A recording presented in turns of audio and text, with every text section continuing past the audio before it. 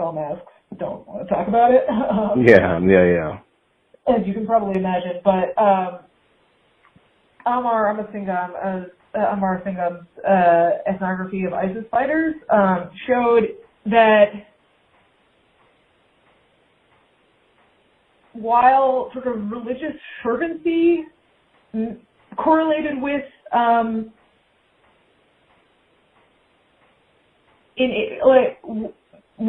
let me make sure I get this right. Okay, so ISIS fighters tended to be more religious than average, but their doctrinal grasp of Salafism tended not to be very good. And what you would find was that the people who the sort of what they call quietist Salafis, like the Muslim Brotherhood types, had a much better theological and intellectual foundation, and they really knew their stuff. Interesting. But that again, but it's still not explanatory. That's just a pattern. That's like a pattern you can pick out post facto after people have already sorted into these groups. Right. So that's what I mean when I say that it is not that I am not prepared to say that ideology is causal when you're looking at an individual's choice to join one group or another. Right. But but ideology does tell you it can tell you important things about what a group is going to do. It matters.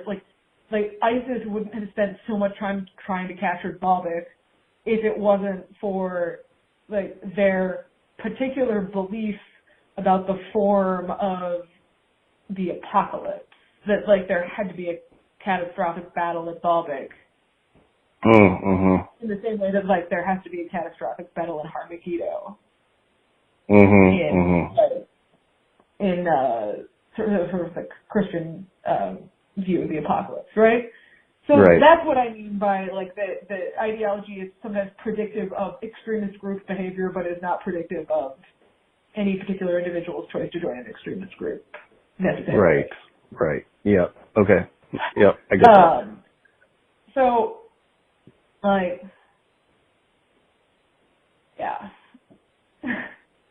if you stumble upon a solution to this question, please alert the CVE field. They need help. I am not that is not my thing. I don't do that. I keep saying that I'm a recovering philosopher, but actually I can't get away from it. I'm a philosopher who studies terrorists. Right. And their philosophy. Right. So, I'm not here to be finding solutions to the problem. I'm just here to be explaining to you what these people think and what they might do as a consequence. I am firmly in the counter-terror sort of side of this discipline, and the CVE.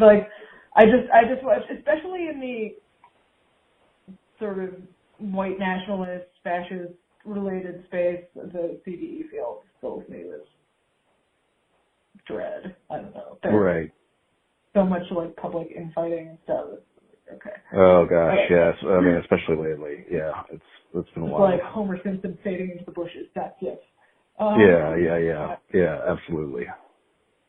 It's a mess. Yeah. So, do you have any follow-up questions now? I ask only because I have a meeting at school at 3. And I can answer a couple more questions, but I should probably leave around 2:45. Okay. So getting back to this idea that it's that it's a tactic and not an ideology. One thing I was talking with Jade yesterday about is that the tactic of accelerationism cuts across different ideologies, including some on the left and things like incel and even into eco-terrorism. So it's not just a tactic of of the far right. Is that your understanding of it too? So I agree with that, yes, but in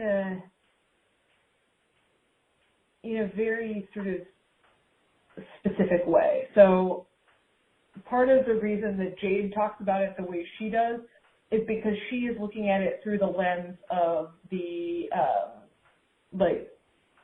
the Russian support. Right, right. And there is, and also the Skull Map's ongoing interest in sort of like acceleration evangelism, because they believe that it would be like, they believe that they can get to their goals faster if they can convince like other people with revolutionary ideologies to kind of all start doing it at once. Right, right. That Yeah. makes sense? So it sure does. I would not, I hesitate to use the, to describe, so let's talk about eco-extremists. Yeah. Particularly. So anarcho-primitivists, not really, so Pine Tree also to a certain extent, but anarcho-primitivists, let's talk about them because they're not obviously right or left-wing. For left-wing, I mean, left-wing accelerationists are just like, this is like Maoists. Like, that's just Maoism. Right. Right. So, like, there's not much to say about that. It's just like, yeah, they've always believed that. Like, that's not unusual or surprising. Right. Let's talk about eco-extremists. So, eco-extremists, now, part of the reason that Jade and I will talk about this the way that we do, is that we know of communication and cross-pollination between certain skull masks and certain eco-extremists specifically. I'm not prepared to talk about that in detail right now because there's a lot that I don't know about it. Yeah. Okay. That's fair. And like, we can talk about that again later. Just like right now, I'm not going to talk about it because there's a lot of information that I'm missing. But if you kind of want to know where to go looking, listen to the episode of Popular Front about Mexican eco-extremists. Funny, I just listened to that this morning for Jade's recommendation. So. Yeah. Okay. I recommended it to Jade. So. Oh yeah, it was really fascinating.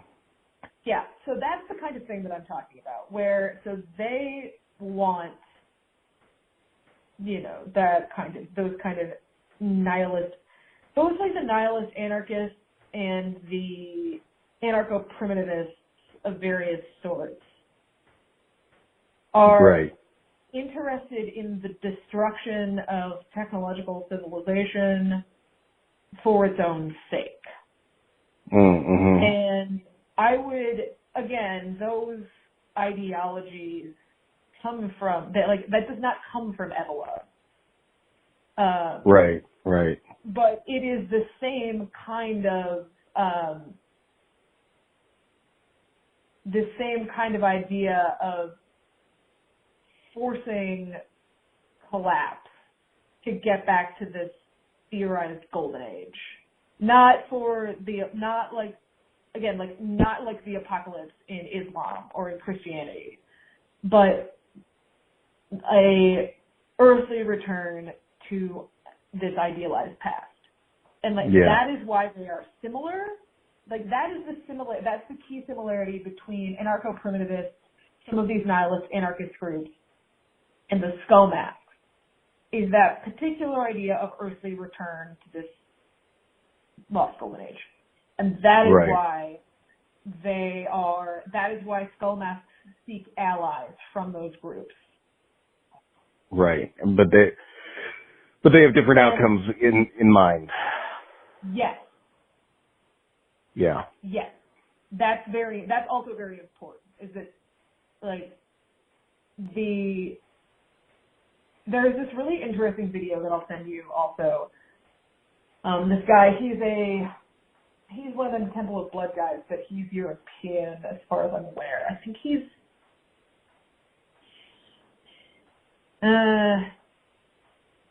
might be Swiss, but I'm not sure about that, so don't quote me on that. Okay.